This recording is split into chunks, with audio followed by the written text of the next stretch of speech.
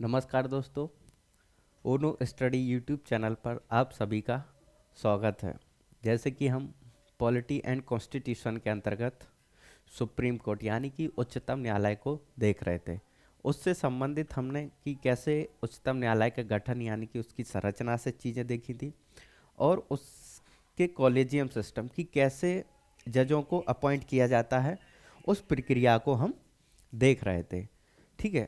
उसी प्रक्रिया में हमने देखा था कि कैसे न्यायालय का आर्टिकल 124 क्लॉज 2 किस प्रक्रिया का वर्णन करता है।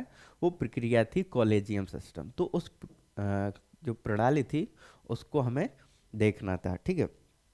और उसी प्रक्रिया में हमने देखा था कि एक बार हम पिछली क्लास का रिकैप कर लेते हैं। जैसे कोई एपिसोड होता है, आप कोई एपिसोड देखते हैं, कोई सीरियल देखते हैं, तो पहले 5-10 मिनट 5 मिनट का एक रिकैप होता है।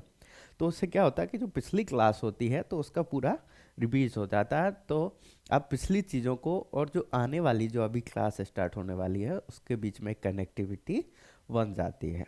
तो उसी चीज़ के चलते हम पिछली क्लास का थोड़ा सा रिवाइज कर लेते हैं।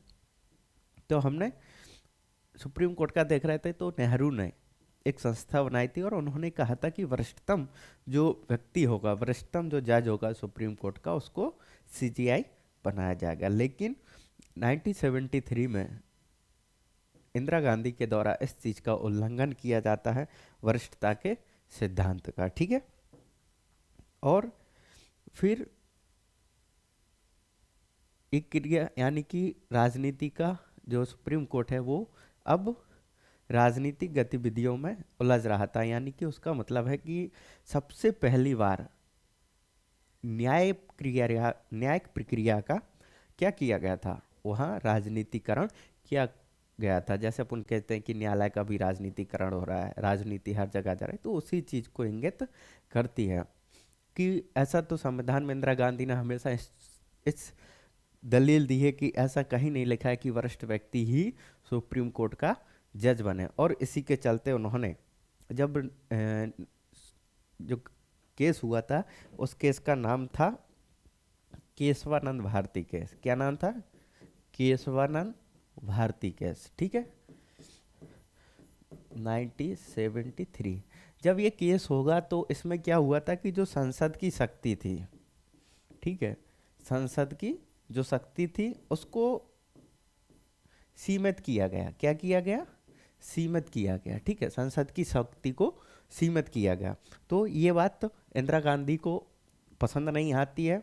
और जो निर्णय दिया गया था इस केस में, वो सबसे बड़ी बेंच थी, यानी कि 7-13, यानी कि जो बेंच थी वो 13 जजों की थी। इसमें जो 7 थे वो पक्ष में थे कि हाँ, ये सुप्रीम कोर्ट के जो जज होते हैं वो ये नहीं कर पाएंगे, किसी भी संविधान के किसी भी भाग में संशोधन नहीं कर सकती। लेकिन जो 6 जज थे उनमें ये था कि कर सकते हैं। ठीक है। तो ये था, इन्होंने बोला था कि नहीं कर सकते हैं।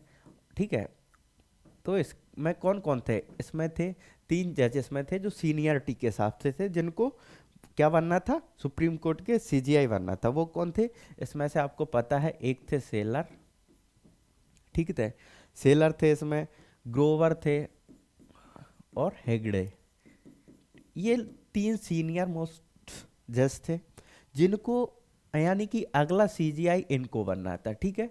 मान लेते कि इनका कुछ डिसेबिलिटी, तबीयत खराब, असमर्थता या सब कुछ होता, तो अगला जो सीजीआई बनना था वो बनना था ग्रोवर को। लेकिन इंदिरा गांधी ने ऐसा नहीं किया और नेहरू द्वारा स्थापित एक वरिष्ठता का सिद्धांत, सीनियरिटी, लॉ ऑफ सीनियरिटी जो उन्होंने स्टैब्लिश किया था, उसका उल्लंघन कर और 1973 में ये केस कब आया था? ये आप देखेंगे 23 अप्रैल 1973 को। ठीक है, को केस आया था। जस्ट 24 तारीख को, यानी कि 24/4 को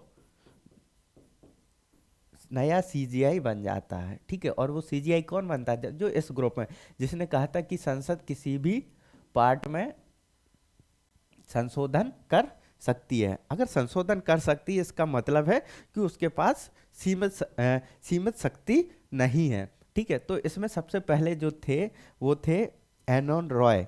ठीक है, AN रॉय। ठीक है, एआर रहे थे, इनको सीजीआई नियुक्त किया जाता है। ठीक है, जब इनको नियुक्त किया जाता है तो ये जो मोस्ट ऑफ सीनियर जज थे इन्होंने इस्तीफा दे दिया। क्यों दे दिया? उन्होंने कहा कि हम लोग सीनियर हैं और हम एक जूनियर के नीचे काम नहीं करेंगे। तो इस बात के चलते ये चीज़ें यहीं होती हैं और फिर आगे चीज़ें बढ़ती हैं। ठीक है, अब जो अगली इसके आगे जो हमने देखा था कि कैसे फिर एक केस आता है जबलपुर वाला, ठीक है, एडीएम जबलपुर वाला, तो वो भी चीज़ें इसी से रिलेटेड हैं। उसमें था कि क्या राष्ट्रीय आपातकाल में जो संसद है वो किसी को अगर क्या कर लेती, बंदी प्रत्यक्षीकरण हो जाता है, तो क्या न्यायालय उस पर रिट जारी कर सकता है या नहीं कर सकता है। तो इस चीज़ों को लेकर जिसका दुरुपयोग इंदिरा गांधी ने बहुत किया था। ठीक है, वो एक डिक्टेटरशिप महिला थी, तो उस पक्ष पर नहीं जाएंगे। अपना काम है पॉलिटी पढ़ना, संविधान पढ़ना, अपन उसी को पढ़ेंगे। राजनीतिक बातों से अपन दूर रहते हैं, भले ही राजनीति विषय है अपना। अब जो चीज़ हमको पढ़नी है वो पढ़नी है कि कॉलेजियम सिस्टम, कि कॉलेजियम सिस्टम क्या था। ठीक है, कॉलेजियम सिस्टम 93 में, यानी कि जो हमने बात कही थी आपसे, फर्स्ट जजेस के, सेकंड जजेस के, ठीक है, फर्स्ट जजेस केस, ठीक है, सेकंड जजेज केस और थर्ड, ऐसी थर्ड है और इसी प्रकार से फोर्थ है। ठीक है, जो अभी लेटेस्ट हुआ है। ठीक है, एक केस को देखना, इन केसों को देखेंगे आप समझेंगे कि कॉलेजियम प्रणाली क्या है, और ऐसी प्रणाली जो सुप्रीम कोर्ट के जज, हाई कोर्ट के जजों की नियुक्ति करता है, लेकिन उस प्रक्रिया का हमारे संविधान में कोई जिक्र नहीं है। ठीक है, इस चीज को समझेंगे तो इसके लिए सबसे पहले आपको समझना होगा एसपी गुप्ता केस। कौन सा केस है? SP Gupta versus government of India 1990 82 में भी, हाँ 1982। ठीक है, ये केस हुआ था 1982 में। ठीक है, 1982 में हुआ SP Gupta versus government of India. ठीक है, जब इन्होंने उस जो प्रक्रिया थी कि नहीं, जजों की नियुक्ति कौन करेगा, जजों की नियुक्ति कार्यपालिका करेगी। ठीक है, कौन करेगी? कार्यपालिका। कैसे करती थी? यानी कि राष्ट्रपति करता था, यानी कि सुप्रीम कोर्ट, हाई कोर्ट के जजों की नियुक्ति परामर्श। ठीक है, जब सुप्रीम कोर्ट की सीजीआई की नियुक्ति होती थी, हमने क्या देखा था, जब सीजीआई की नियुक्ति होती थी तो राष्ट्रपति नियुक्त करता था, यानी कार्यपालिका के हाथ में शक्ति थी। ठीक है, किसके हाथ में थी? कार्यपालिका के। ठीक है, समझना इसको, कार्यपालिका के हाथ में। ठीक है, इन्होंने इस व्यवस्था को चैलेंज किया, यानी कि इसका मतलब था कि जब भी कोई सुप्रीम कोर्ट का या हाई कोर्ट का जज नियुक्त किया जाता है तो वो कौन करता है? वो राष्ट्रपति करता है। ठीक है, एक एक पॉइंट समझना है। लेकिन जब इनके न्यायाधीशों की नियुक्ति की जाती है, ठीक है, न्यायाधीशों की नियुक्ति,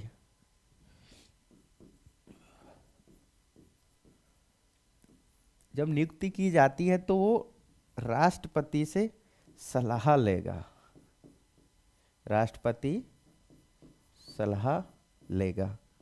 ठीक है, अब प्रश्न उठता है कि ये सलाह बाध्यकारी थी या नहीं थी। ठीक है, सलाह बाध्यकारी थी या नहीं, यानी कि कंसल्टेशन करेगा। क्या करेगा? कंसल्टेशन।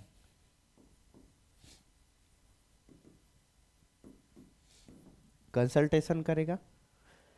ठीक है, और राष्ट्रपति ऐसे ही प्रत्येक नियुक्ति करता था, है ना। राष्ट्रपति ऐसे ही प्रत्येक नियुक्ति करता था। अब प्रश्न उठता है कि ये सलाह, कंसल्टेशन, क्या मानने योग्य है, यानी कि क्या इसका मतलब सहमति है। ठीक है, अगर राष्ट्रपति जिन जजों की सलाह ले रहा है, कि मान लेते ये कोई हाई कोर्ट है, इसमें पी नाम के किसी जज की नियुक्ति करनी है, तो जो प्रेसिडेंट है वो अन्य जजों से क्या लेंगे, सलाह लेंगे, कंसल्टेंट करेंगे। ठीक है, क्या वो सलाह का मतलब सहमति है। अगर सहमति है तो बाध्यकारी होगी, क्या होगी, बाध्यकारी है। अगर सलाह कंसल्टेशन है, ऐसी है, तो वो बाध्यकारी नहीं होगी। ठीक है, अगर सलाह जरूरी है, मानना है, तो वो एक प्रकार से बाध्यकारी हो जाएगी। ठीक है, और इस प्रकार से वो राष्ट्रपति की नियुक्ति, राष्ट्रपति अन्य जजों की नियुक्ति करेगा। ठीक है, ये प्रश्न था किस में, एसपी गुप्ता केस में, कि क्या राष्ट्रपति इस सलाह को मानेगा या नहीं मानेगा जो जज देते हैं। ठीक है, यानी कि अब इसमें कह गया कि राष्ट्रपति सलाह मानेगा। ठीक है, यानी कि किसमें, तो अब इसकी शक्ति किसमें है, कार्यपालिका में, किसमें, कार्यपालिका में। यानी कि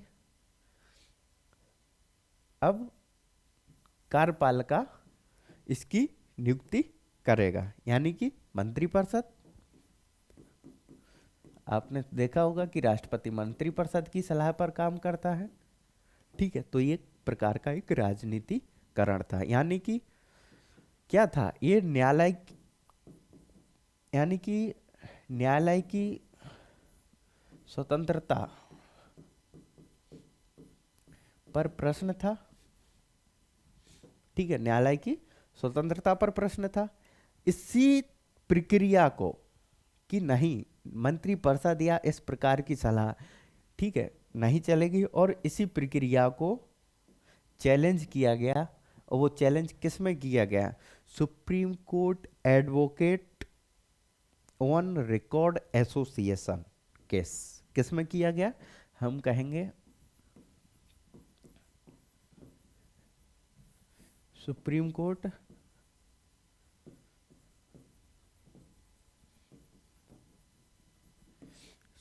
court on records association case. ठीक है, इसने एक केस फाइल किया। ठीक है, केस 1993 में। एसपी गुप्ता कितने में हुआ था, 1982 में। ठीक है, लेकिन अब ये केस किसने किया, ये केस इस संस्था ने किया 1993 में। कौन सी संस्था है, इस संस्था को कहते हैं supreme court on records association case. यानी कि सुप्रीम कोर्ट, उच्चतम न्यायालय, ऑन रिकॉर्ड, जो वहाँ के वकील हैं, जो रिकॉर्ड में हैं, वहाँ के बड़े बड़े वकील हैं, एसोसिएशन उनका एक संघ है, यानी कि वकीलों की एक संस्था है, बहुत बड़ी संस्था है। ठीक है, उसने इस प्रक्रिया को 1993 में चैलेंज किया। अब जब चैलेंज कर दिया तो क्या होगा, प्रश्न क्या था, प्रश्न ये था कि न्यायपालिका की स्वतंत्रता पर आक्षेप था, किसका, कार्यपालिका का। और हम देखते हैं कि लोकतंत्र में शक्ति पृथक्करण, पावर ऑफ सेपरेशन, ठीक है, तो ये था, तो एक दूसरे की शक्ति में हस्तक्षेप हो रहा था। ठीक है, अब जो था सीजीआई, यानी कि इसमें क्या कहा गया इसमें केस में, कि जो सीजीआई की नियुक्ति, चीफ जस्टिस की नियुक्ति है, वो वरिष्ठता के आधार पर होगी, वरिष्ठता के आधार पर। अभी तक जो एक परंपरा थी, हमने देखा कि नेहरू ने एस्टेब्लिश की और इस परंपरा का उल्लंघन इंदिरा गांधी जी ने किया, लेकिन अब उसको इस केस के माध्यम से 1993 के केस के माध्यम से supreme court on records association case के माध्यम से इसको क्या कर दिया गया, सीजीआई को, जो सीजीआई वाला केस है उसको वरिष्ठता के आधार पर नियुक्त किया जाने लगा, यानी कि जो सीनियर है उसके आधार पर सीजीआई की नियुक्ति करने लगी। अगर आपसे पूछे कि भारत में चीफ जस्टिस की नियुक्ति कैसे की जाती है, तो आप कहेंगे लॉ ऑफ सीनियरिटी। क्या है? Law of seniority. ठीक है, लॉ ऑफ सीनियरिटी के हिसाब से सुप्रीम कोर्ट के जज की नियुक्ति की जाती है। ठीक है, और अन्य जो न्यायाधीश हैं, अन्य जो न्यायाधीश हैं कौन है? अन्य जो न्यायाधीश हैं, चाहे सुप्रीम कोर्ट के हो चाहे हाई कोर्ट के हैं, अगर इनकी नियुक्ति की जाती है, अगली बात क्या कही, अगर इनकी सुप्रीम कोर्ट का जज है या हाई कोर्ट का जज है, अगर इनकी नियुक्ति की जाती है तो सुप्रीम कोर्ट राष्ट्रपति सलाह लेगा। ठीक है, क्या लेगा? सलाह लेगा। किससे? इसमें सीजीआई होगा, सीजीआई से तो लेगा ही लेगा सलाह। ठीक है, अब वही प्रश्न उठता है कि ये सलाह बाध्यकारी है या नहीं, तो यहां से सॉरी यानी कि परामर्श करेगा। ठीक है, और परामर्श से अनिवार्य करती है। ठीक है, परामर्श ये अनिवार्य कर दी। ठीक है, सलाह जो लेगा राष्ट्रपति, सलाह का अर्थ है परामर्श, और परामर्श का मतलब हुआ कि अब ये अनिवार्य कर दी। मतलब क्या हुआ? मतलब ये हुआ कि जो चीफ जस्टिस ऑफ इंडिया है, अगर वो राष्ट्रपति से परामर्श करता है या राष्ट्रपति परामर्श करते हैं, ठीक है, तो उसका मतलब है कि वो एक सलाह मानना पड़ेगी, बाध्यकारी हो गई। और जो नाम सीजीआई रिकमेंड करेगा, सीजीआई जो नाम रिकमेंड करेगा वही हाई कोर्ट का जज या सुप्रीम कोर्ट का जज बनेगा। ये बात हो गई किसमें? फर्स्ट जजेस केस में। किसमें हो गई? फर्स्ट जजेस केस में। ठीक है, कि राष्ट्रपति सलाह लेगा और उसी सलाह के आधार पर सुप्रीम कोर्ट और इनकी नियुक्ति करेगा। ठीक है, अब अनिवार्य कर दिया गया, यानी कि मतलब कि अभी भी राष्ट्रपति ही कर रहा है, लेकिन अब वो कैसे करेगा?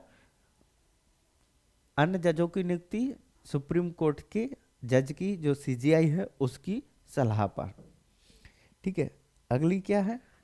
फिर जस्ट 1998 में, ठीक है, कब होता है? 1998 में, जिसको हम बोलते हैं री, और ये जो पूरा केस हुआ था सुप्रीम कोर्ट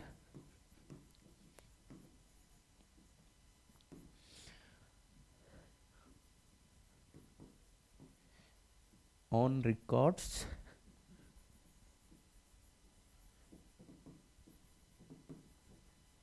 एसोसिएशन केस 1998। ठीक है, ये केस होता है। ये री क्या है? री का मतलब क्या है? हमने अभी तक कितने केस देखे, ये केस अपन ने पहले भी देख चुके। कब? 1993 में, जस्ट इसके ऊपर। ठीक है, कहाँ देख चुके हैं इसको? इसको हम देख चुके हैं यहाँ, अगर आपने ध्यान दिया होगा तो ये देखो, supreme court on records association case. ठीक है, अब जो प्रश्न उठता है वो कि ये री क्या है, तो इसका मतलब होता है रेफरेंस है। ठीक है, क्या होता है? रेफरेंस। कौन सा रेफरेंस? यानी कि रेफरेंस का मतलब होता है, ये भी वही है, उसी से है, किससे? अपॉइंटमेंट ऑफ जजेस।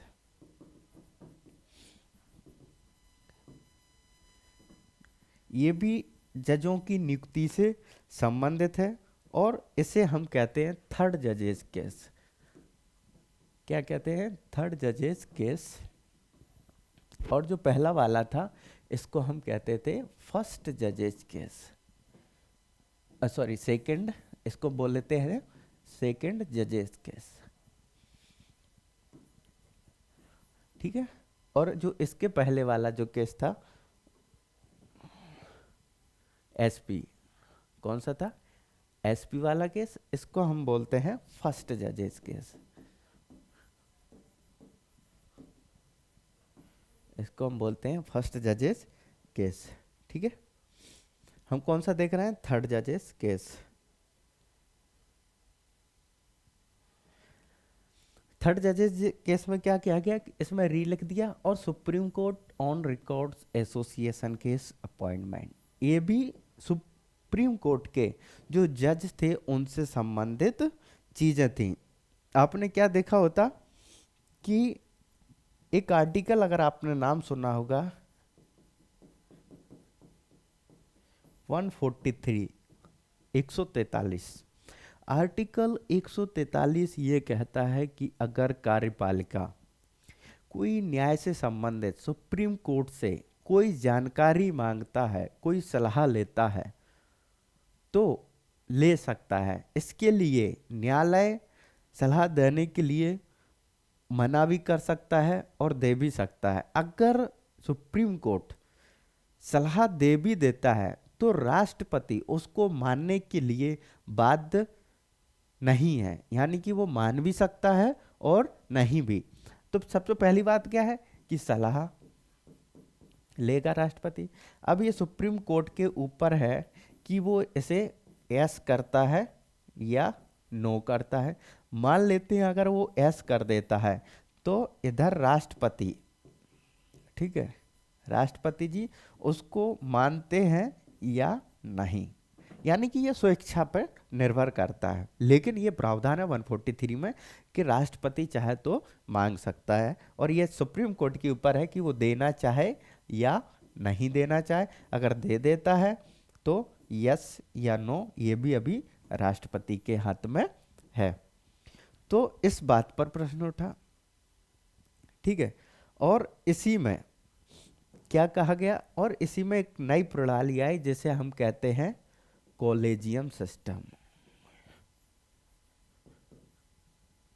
कॉलेजियम सिस्टम क्या आई? कॉलेजियम प्रणाली। अभी तक आपने किस केस में आई? अब आप देखेंगे ये आई आपके थर्ड जजेस केस में। किस में आई? थर्ड जजेस केस में। जो आप कॉलेजियम सिस्टम सुनते हैं वो थर्ड जजेस में। अब ये प्रणाली क्या है? ठीक है, अभी तक तो ये उसका एवोल्यूशन था कि कैसे चीजें आगे बढ़ी धीरे धीरे। ठीक है। जब थर्ड जजेस केस होता है रेफरेंस, एक बार, हाँ, एक बार इस चीज को और समझ लीजिए कि जो रेफरेंस दिया था आपको, एक बार इसको देखेंगे आप, क्या रेफरेंस दिया था कि reference supreme court on records association case 98। ये जो रेफरेंस था इसका मतलब था रेफरेंस। ठीक है। ये जो रेफरेंस था ये क्या था? आर्टिकल 43। इस 43 का रेफरेंस लिया गया था। ठीक है। किसका लिया गया था? 43 का, 143। ठीक है। इसलिए इसको रेफरेंस लगा, आरी लगा, और ये चीजें हम आपको बता चुके हैं। ठीक है। और यहीं से निकलता है आपका कॉलेजियम सिस्टम। तो कहाँ से निकलता है? आप कहेंगे 1998 से। ठीक है। ऐसी प्रक्रिया जो चलती आ रही थी, लेकिन अब उसको एक नया स्वरूप दे दिया गया और वो कहा गया कॉलेजियम सिस्टम। यानी कि फिर से कार्यपालिका की शक्ति अब किस में आ गई? न्यायपालिका में। किस में आ गई? न्यायपालिका में। क्योंकि अब कौन करेगा? Collegium system. अब इसके हाथ में लग गई शक्ति कि अब ये शक्ति सुप्रीम कोर्ट के जजेस और हाई कोर्ट के जजेस को नियुक्त करेगी। अब एक कॉलेजियम प्रणाली क्या होती है? तो हम कॉलेजियम प्रणाली देख रहे हैं। क्या देख रहे हैं? कॉलेजियम प्रणाली।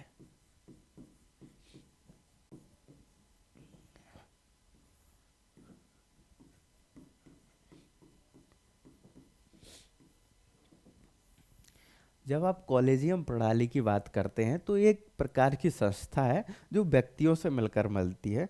तो इसमें क्या कहा गया कि यह एक 5 सदस्यीय बॉडी होगी। क्या होगी? 5 सदस्यीय बॉडी होगी। कितनी होगी? 5 सदस्यीय।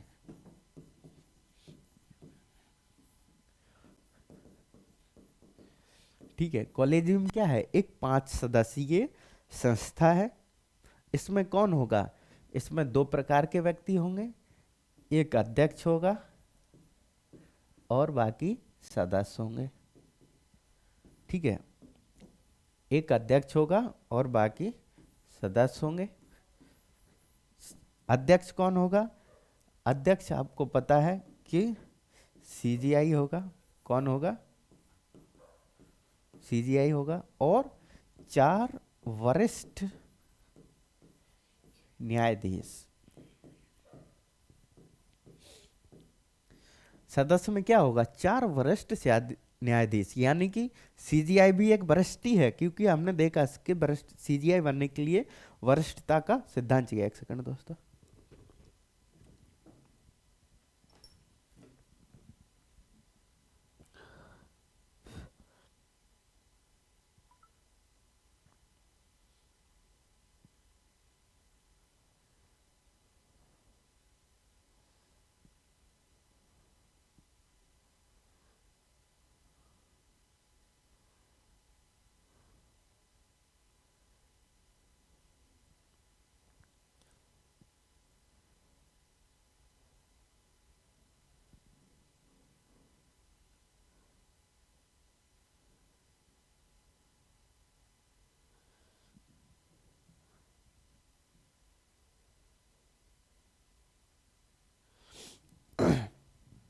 हाँ, तो हम कहते हैं हम थे कि कॉलेजियम प्रणाली क्या है?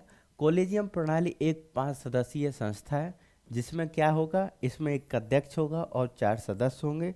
4 सदस्य होंगे यानी कि सीजीआई इसका अध्यक्ष बनेगा, चीफ जस्टिस ऑफ इंडिया। और 4 वरिष्ठ न्यायाधीश क्या बनेंगे? 4 वरिष्ठ न्यायाधीश इसके सदस्य बनेंगे, यानी ये भी सीनियर होंगे। ठीक है, ये तो सीनियर हैं, लेकिन एक बात क्या होगी कि 5 सीनियर जज होंगे। ठीक है, सुप्रीम कोर्ट के, जिसमें एक सीजीआई होगा। तो ये हो गई कॉलेजियम प्रणाली, कॉलेजियम सिस्टम। अब जब राष्ट्रपति, अब ये प्रणाली क्या करेगा? अब जब राष्ट्रपति किसी किसी की नियुक्ति करेगा तो वो इससे सलाह लेगा। किससे? इस कॉलेजियम प्रणाली ये नाम रिकमेंड करेगी। क्या करेगी? नाम रिकमेंड करेगी। ठीक है, वो राष्ट्रपति के पास जाएगा और राष्ट्रपति उसे क्या पर बना देंगे? उसे जज नियुक्त कर देंगे। कहाँ? सुप्रीम कोर्ट में और हाई कोर्ट में। ठीक है, तो ये थी कॉलेजियम प्रणाली की। ये 5 सदस्य निर्णय करेंगे कि किसको बनाया जाएगा और किसको नहीं बनाया जाएगा। अब ये जो कॉलेजियम प्रणाली है जो निर्णय लेंगे कि किसका नाम देना है और किसका नहीं देना है। ठीक है, किसका नाम देना है, किसका नहीं देना है। ठीक है, ये इसका निर्णय कैसे होगा? अगर समिति बनी है, कमेटी बनी है, तो निर्णय कैसे होगा? तो निर्णय के लिए आपको 2 बातें याद रखनी होंगी। 2 बातें कौन सी? पहली है कि निर्णय बहुमत के आधार पर होगा। कैसा होगा? बहुमत के आधार पर, यानी कि 3 की एस होना चाहिए। जब तक 3 लोग एस नहीं बोलेंगे तब तक नहीं होगा। और दूसरी बात बोली गई कि सीजीआई की सहमति अनिवार्य है। क्या है? सीजीआई की सहमति अनिवार्य। ठीक है, सीजीआई की सहमति अनिवार्य मतलब कि अगर जो भी नाम दिए जा रहे हैं, ABCD के जितने भी नाम दिए जा रहे हैं, उनमें से अगर ये संस्था ये जो कॉलेजियम सिस्टम है इसके सदस्य अगर बहुमत से उस नाम को दे देते हैं तो वो जज बन जाएंगे। लेकिन अगर मान लेते हैं कि ये 5 व्यक्ति हैं और एक को जज नियुक्त करना है, ठीक है, अगर इसमें से 2 यस कर देते हैं लेकिन 3 नो, तो ये तो पहला ही है कि बहुमत नहीं हो रहा है। दूसरा हो रहा है कि इसमें 3 जज यस कर देते हैं लेकिन सीजीआई जो है वो इसको नो कर देता है, तब भी ये जज नहीं बनेगा। इसका मतलब है कि सीजीआई की यस होना जरूरी है, यानी कि सीजीआई चीफ जस्टिस अगर इसको यस कर देता है तो वो जज बन जाएगा सुप्रीम कोर्ट में, ठीक है। तो ये थी कॉलेजियम प्रणाली। अब इस कॉलेजियम प्रणाली को और आगे देखते हैं। अब इस कॉलेजियम प्रणाली ने क्या किया? इस कॉलेजियम प्रणाली ने हमने देखा कि कार्यपालिका की जो शक्ति थी कि हम जजों को नियुक्त करेंगे, वो शक्ति खींच ली और ये बात पसंद नहीं आई। और संसदीय लोकतंत्र में हम देखते हैं कि संसदीय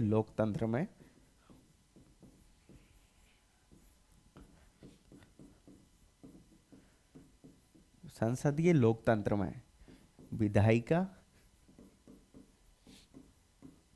और कार्यपालिका 2 संस्थाएं होती हैं, यानी कि कार्यपालिका की शक्ति कम हुई तो ये इसकी भी शक्ति कम हुई, क्योंकि ये 2 शक्ति आपस में पृथक नहीं होती, क्योंकि जो संसद होते हैं वो मंत्री होते हैं। तो यानी कि ये दोनों आपस में जुड़ी होती हैं। जब हमने संसदीय प्रक्रिया देख रहे थे तब हमने आपको ये चीज़ें बताई थी, यानी कि इसकी शक्ति कम हुई तो इसकी भी डेफिनेटली कम हुई, और ये बात संसद को जमी नहीं।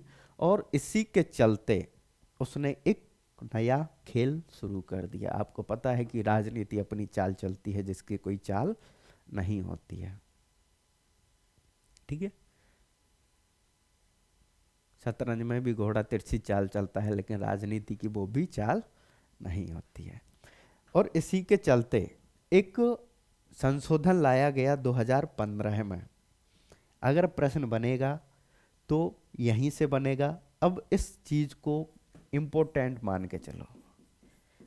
अगर 2022 का पीटी दे रहे हो, अगर 2022 का आप पीटी दे रहे हो, तो ये जो संस्था है 99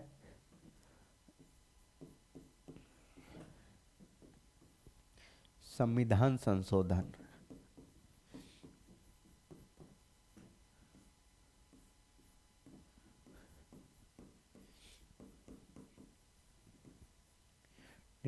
संशोधन 2015, ठीक है। क्या है? 99 संशोधन 2015, ठीक है।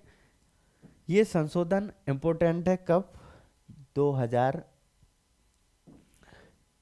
पीटी यानी कि यूपीएससी प्री के लिहाज से, ठीक है।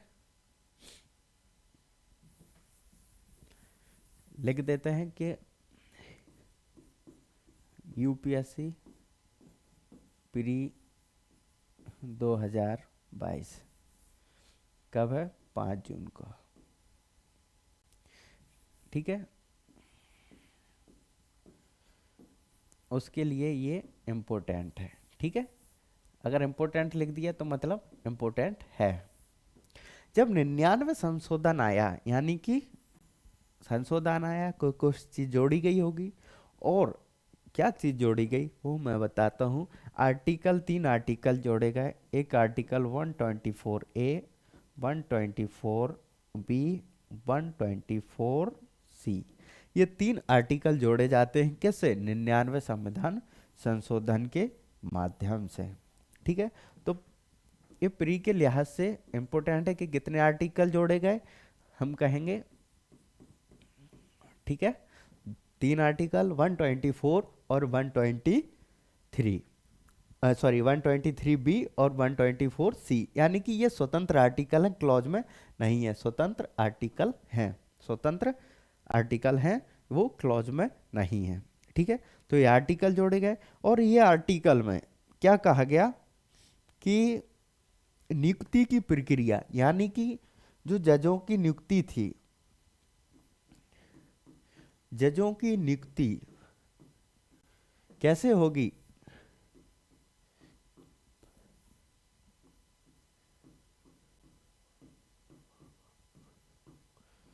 नियुक्ति की प्रक्रिया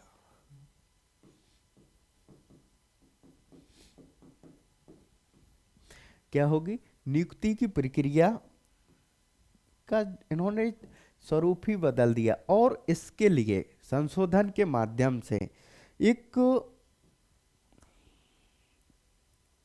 क्या लाया गया, संशोधन लाया गया और संशोधन के माध्यम से एक संस्था बना दी और उस संस्था को हम कहते हैं राष्ट्रीय न्यायिक नियुक्त आयोग। क्या कहते हैं, इस संस्था को हम कहते हैं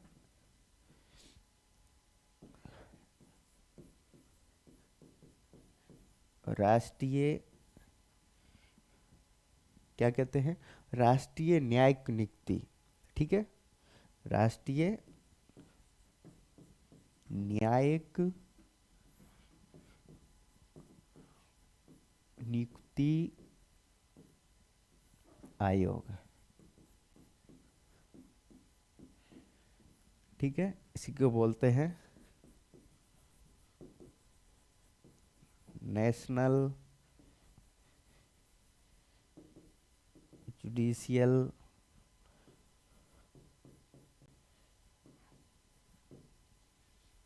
अपॉइंटमेंट कमीशन।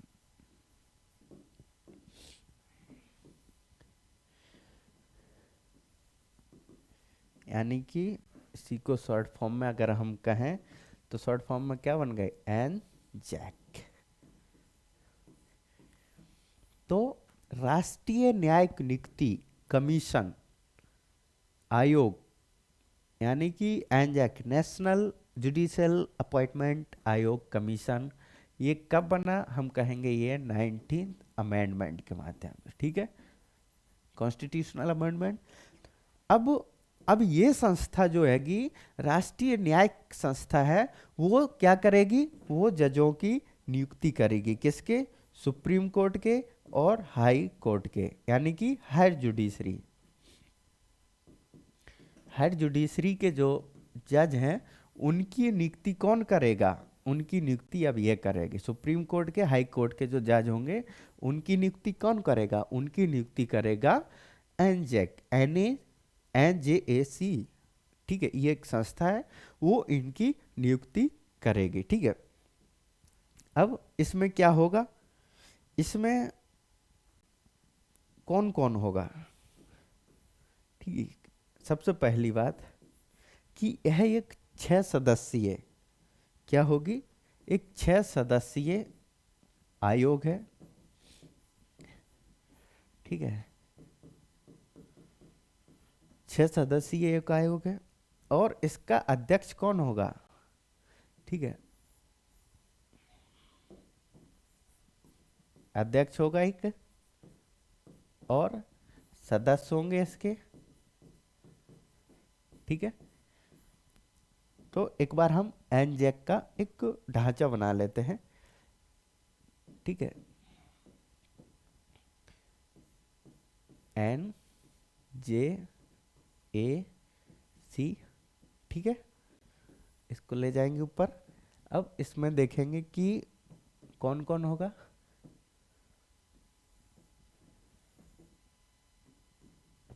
इसमें देखेंगे हम कि एक होगा अध्यक्ष, कौन होगा, अध्यक्ष होगा और सदस्य होंगे। हमने कहा कि ये कितनी है, 6 सदस्यीय, कितनी होगी, 6 सदस्यीय।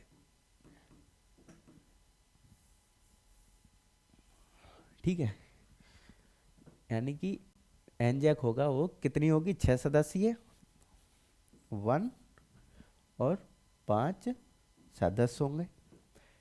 ठीक है, अध्यक्ष कौन होगा, अध्यक्ष इसमें हम बताएंगे आपको कि अध्यक्ष होंगे आपके CGI। कौन होंगे, सीजीआई, यानी कि चीफ जस्टिस ऑफ इंडिया अध्यक्ष होगा इसका। कौन होगा? सीजीआई। ठीक है, सीजीआई अध्यक्ष होगा। अब सदस्य की बारी आती कि सदस्य कौन कौन होंगे। जब हम सदस्यों की बात करते हैं तो इसमें सदस्य जो होंगे वो लिए जाएंगे आपके। अब सदस्य 5 लेना है आपको, तो 5 सदस्यों में से आपको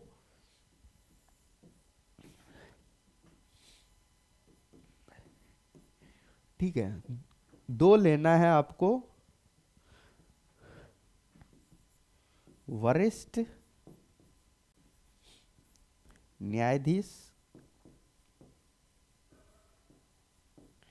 ठीक है, 2 सुप्रीम कोर्ट के वरिष्ठ न्यायाधीश होंगे।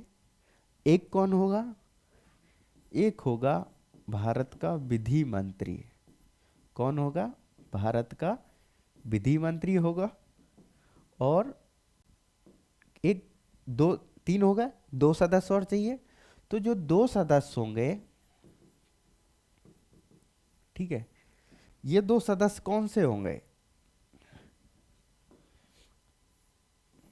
ठीक है, इन 2 सदस्यों की नियुक्ति, इनके लिए क्या कहा गया? इनके लिए कहा गया कि ख्याति प्राप्त व्यक्ति। ठीक है, इन 2 सदस्यों के लिए क्या कहा गया? कि ख्याति प्राप्त व्यक्ति,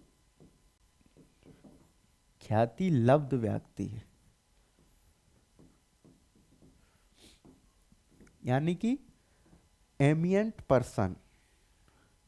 ठीक है, क्या कहेंगे? एमिएंट पर्सन की ख्याति लब्ध व्यक्ति, ऐसे व्यक्ति जो ख्याति प्राप्त हो। अब भाई जब भारत जैसे देश में अगर आप हैं तो यहाँ हर कोई एक ख्याति प्राप्त व्यक्ति है। कैसा है? ख्याति प्राप्त व्यक्ति है। ठीक है, और वो अपने आप को क्या कहता है? ख्याति प्राप्त व्यक्ति कहता है। लेकिन अब ये कैसे निर्धारित होगा कि वो ख्याति लब्ध व्यक्ति है, एमिएंट पर्सन है? तो इस बात की जिक्र कहाँ करें, क्या निर्णय लिया गया? अब इसके लिए अगर आप देखेंगे तो इसके लिए एक क्या किया गया? इसके लिए एक कमेटी बनेगी। क्या बनेगी? कमेटी बनेगी। ठीक है, और उस कमेटी में कितने सदस्य होंगे? इस कमेटी में हम देखेंगे कि इसमें 3 सदस्य होंगे। कितने सदस्य होंगे? 3 सदस्य होंगे। ये जो कमेटी होगी इसमें 3 सदस्य होंगे। कितने होंगे? किसके लिए बनाई गई? ये 2 सदस्यों की नियुक्ति के लिए ये कमेटी बनी। पहले एनजेक बना, एनजेक के लिए एक कमेटी बनी, उसमें एक अध्यक्ष, 5 सदस्य होंगे, 5 में 2 वरिष्ठ होगा, एक विधि मंत्री और 2 ख्याति लब्ध व्यक्ति। अब दिक्कत यह थी कि ख्याति लब्ध व्यक्तियों में किसको बनाया जाए, तो उसके लिए एक कमेटी बनी। अब इस कमेटी में देखेंगे कि कौन कौन होंगे। अगर अब इस कमेटी की बात करें तो इसमें 3 लोग होंगे। कितने लोग होंगे? 3। कितने लोग होंगे? 3। अगर इस चीज को समझ गए तो क्वेश्चन लड़ जाएगा यूपीएससी में डेफिनेटली। अगर 2022 का दे रहा है तो संदेह आ सकता है, चांस है। तो इस बात को, क्योंकि बाकी चीजें तो आप किसी भी किताब में पढ़ लेंगे लेकिन ये चीज नहीं मिलेगी आपको। ठीक है, तो इसमें कौन होंगे? 3 सदस्य। तो एक तो अध्यक्ष तो वही होगा आपका, ठीक है, सीजीआई होगा। ठीक है, अगर हम अध्यक्ष की बात करें,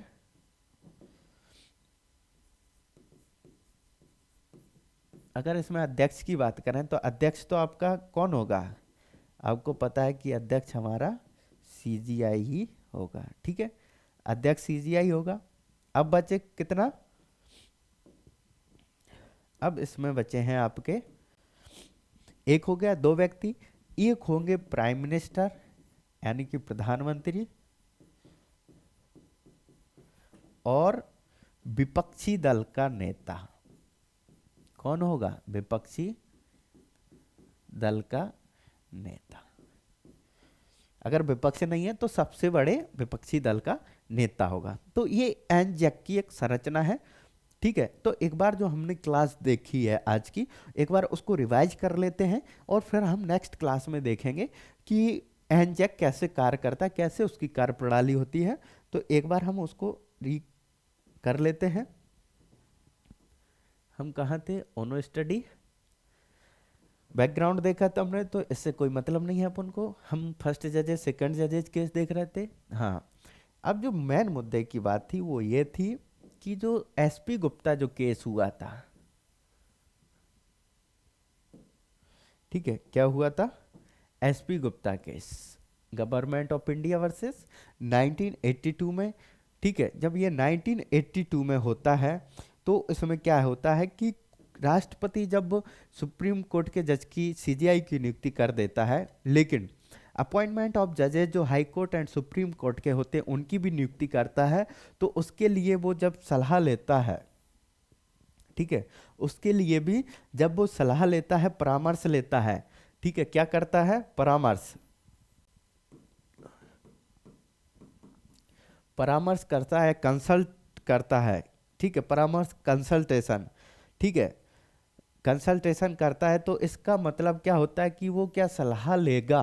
कंसल्टेशन, सॉरी ये नहीं होगा, कॉन्क्रेंस होता है इसका मतलब, ठीक है, गलत लिखी थी, आई एम सॉरी। ठीक है, परामर्श लेगा, परामर्श का मतलब होता है कंसल्टेशन, ठीक है, परामर्श लेगा। क्या वो परामर्श राष्ट्रपति के लिए बाध्यकारी है या नहीं है, इस बात को लेकर ये केस हुआ था।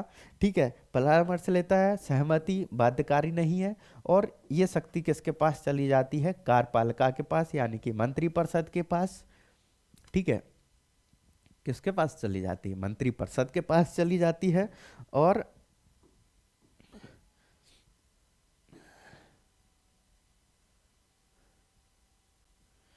ठीक है, मंत्रिपरिषद के पास चली जाती है, तो इसका मतलब है कि न्यायपालिका की स्वतंत्रता पर प्रश्न चिन्ह खड़ा होता है, क्योंकि जजों की नियुक्ति कौन कर रहा है? जजों की नियुक्ति मंत्रिपरिषद के द्वारा की जा रही है। ठीक है, और इसी प्रक्रिया को चुनौती देने के लिए आता है आपका सेकंड जजेस केस, जिसको हम सेकंड जजेस केस के नाम से जानते हैं, और ये होता है आपका 1993 में। ठीक है, एक संस्था है जिसे कहते हैं supreme court on records association case. ठीक है, तो उसने इस केस को चुनौती दी 19 किसको? एसपी वाले को। ठीक है, एसपी गुप्ता वाले केस को, जो निर्णय दिया था उसके विरुद्ध उसने चुनौती दी। और इसमें कहा गया कि जो सीजीआई की नियुक्ति है वो एक वरिष्ठता के आधार पर की जाएगी। ठीक है, यानी कि लॉ ऑफ सीनियरिटी के हिसाब से अगर आज आपसे पूछा जाए कि सीजीआई की नियुक्ति कैसे की जाती है, तो आप निसंदेह होकर कहेंगे कि सीजीआई की नियुक्ति वरिष्ठता के आधार पर की जाती है।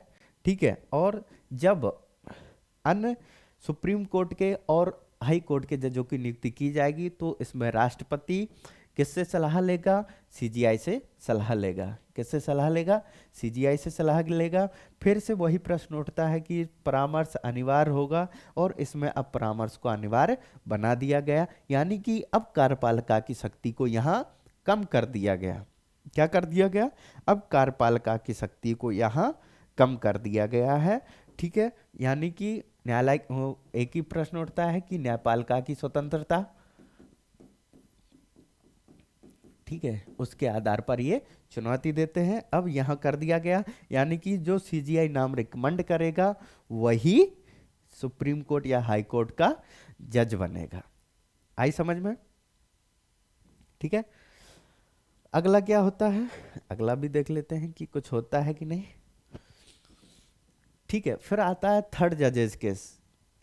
ठीक है, हमने आपको बताया कि थर्ड जजेस केस क्या था?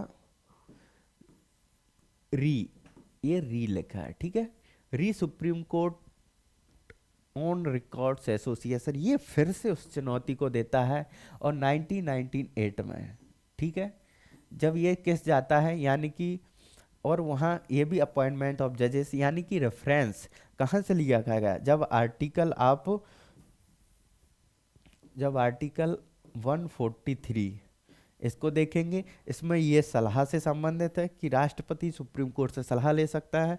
सुप्रीम कोर्ट इसके लिए स्वतंत्र है कि वो सलाह देगा या नहीं, यस करेगा या नो करेगा। राष्ट्रपति के पास जब वो जाती है तो राष्ट्रपति इसको यस भी कर सकता है और नो भी, यानी कि दोनों ही स्वतंत्र हैं। वो देने के लिए है और ये मानने के लिए है कि माने या ना माने, वो दे या ना दे। ठीक है, तो इस चलते हैं और इसी थर्ड जजेस केस में एक नई व्यवस्था का जन्म होता है जिसे आप लोग सुनते आ रहे हैं, उसे कहते हैं कॉलेजियम सिस्टम। अब वो एक संवैधानिक रूप ले चुकी होती है, वो एक नियम बन चुका होता है जो अभी तक एक परंपरा में सॉरी जो चली आ रही थी। ठीक है, इस बात को समझ सकते हो आप? एक सेकंड दोस्तों।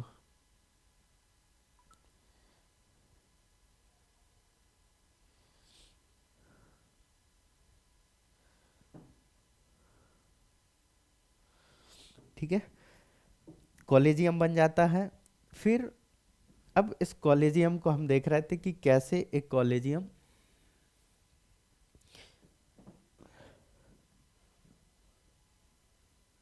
ठीक है, कॉलेजियम बनाइए थर्ड जजेस वाला। ठीक है, यानी कि राष्ट्रपति की सलाह को अनिवार्य कर दिया गया, अब एक कॉलेजियम बन गया। ठीक है, कॉलेजियम प्रणाली क्या थी इसको समझ रहे थे हम। जब हम कॉलेजियम प्रणाली को देखते हैं तो यह एक 5 सदस्यीय संस्था, अब ये यहाँ से इम्पोर्टेंट शुरू होता है। ठीक है, कहाँ से? यहाँ से इम्पोर्टेंट शुरू होता है कि कॉलेजियम प्रणाली क्या है। तो हमने बताया आपको कि कॉलेजियम प्रणाली एक 5 सदस्यीय संस्था है जिसमें एक अध्यक्ष और 5 सदस्य होते हैं। जो अध्यक्ष होगा वो सीजीआई होगा, यानी कि चीफ जस्टिस ऑफ इंडिया होगा। 4 सदस्य होंगे, 4 सदस्यों में आप देखेंगे कि 4 वरिष्ठ न्यायाधीश। अब एक बात अगर कॉमन सेंस लगा के देखोगे तो ये होगा 5 सीनियर जज, क्योंकि सीजीआई है वो भी एक सीनियरिटी के हिसाब से जज बनेगा। सेकंड जजेस केस में, फर्स्ट जजेस केस में आप ये आ रहे हैं क्योंकि वो नेहरू के द्वारा। ठीक है, और 4 वरिष्ठ न्यायाधीश बनेंगे। ठीक है, और जो निर्णय होगा वो निर्णय कैसा होगा? एक सम्यक प्रक्रिया के द्वारा। कैसा होगा? निर्णय एक सम्यक प्रक्रिया के द्वारा। ये वर्ड इंपॉर्टेंट है, कौन सी प्रक्रिया के द्वारा? निर्णय एक सम्यक प्रक्रिया के द्वारा होगा। यानी कि पहला है कि इसमें बहुमत के आधार पर, यानी कि 5 सदस्य है तो 3 का यस बोलना अनिवार्य है। ठीक है, अगर वो कॉलेजियम प्रणाली अगर किसी जज को, सुप्रीम कोर्ट के या हाई कोर्ट के जज को अपॉइंटमेंट करना चाहती है, अगर किसी का नाम वो रिकमेंड करती है तो उस कॉलेजियम प्रणाली वाले 3 लोगों का यस बोलना जरूरी है, यानी कि बहुमत के आधार पर। और तीसरी बात, दूसरी बात क्या कही गई इसमें कि सीजीआई जो चीफ जस्टिस ऑफ इंडिया है उसकी सहमति अनिवार्य है। यानी कि कैसे समझें इसको कि ये कोई व्यक्ति है, इसको हमें सुप्रीम कोर्ट का या हाई कोर्ट का जज बनाना है। ठीक है, और ये 5 मेंबर हैं कॉलेजियम सिस्टम के। ठीक है, इसको नाम रिकमेंड करना है कि इसको जज बनना है, लेकिन पता चलता है कि इसमें से 2 यस करते हैं कि हम ए को बना दो और 3 नो कर देते हैं। तो ये तो पहला ही है कि ये बहुमत नहीं हुआ है। ठीक है, बहुमत नो के पक्ष में, तो ये वैसे ही नहीं बनेगा। अगली कंडीशन क्या होगी कि 3 जज इसको यस बोलते हैं, लेकिन सीजीआई जो है वो इसको नो बोल देता है कि नहीं। अगर ऐसी भी परिस्थिति आती है तब भी ये जज नहीं बनेगा, भले ही ये बहुमत हो। ठीक है, क्योंकि इसमें पहली शर्त तो पूरी हो रही। पहली क्या है? बहुमत। लेकिन अगली शर्त क्या है कि सीजीआई की सहमति, लेकिन सीजीआई साहब क्या कह रहे हैं? नो, तो नहीं बनेगा। यानी कि सीजीआई की सहमति अनिवार्य हो गई। ठीक है, तो ये क्या हो गया आपका कॉलेजियम प्रणाली। और कॉलेजियम प्रणाली से कैसे निर्णय लिए जाते हैं? वो ऐसे ही लिए जाते हैं। ठीक है, और ये अनिवार्य कर दिया गया। फिर ठीक है, लेकिन इस प्रणाली से क्या हुआ? इस प्रणाली से आप देखते हैं कि जो आपकी न्यायपालिका है उसकी शक्ति तो बरकरार होती है, लेकिन दिक्कत आती है कि इस संसदीय प्रणाली में, किसमें? संसदीय प्रणाली में उसकी शक्ति कम होती है, ठीक है। और जब किसी की शक्ति कम होती है तो वो शांत नहीं बैठता है। अगर हम आपसे आपकी शक्तियां छीन लें तो आप शांत नहीं बैठेंगे, ठीक है। महाभारत में कर्ण की शक्तियां छिन गई, तब भी उन्होंने एक अस्त्र प्राप्त करके, वो भी अर्जुन के लिए, वो अलग मुद्दा है, लेकिन आप समझ सकते हैं कि तब भी उसने। तो संसदीय लोकतंत्र है। अब यहाँ जब कार्यपालिका की शक्ति कम हो गई तो यानी कि विधायिका की शक्ति कम हो गई, ठीक है।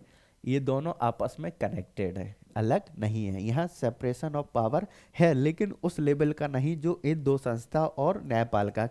तो इनकी शक्ति कम हो गई, ये इनको बर्दाश्त नहीं हुआ, और ये 2015 में 99वां संविधान संशोधन लाए 2015 में।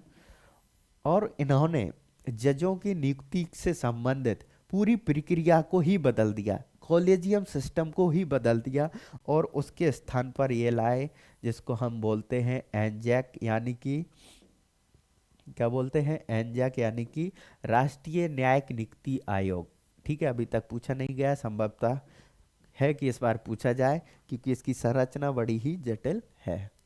और न्याय, और इसके माध्यम से संविधान में 3 आर्टिकल जोड़े गए जिनको हम कहते हैं 124A, 124B, 124C।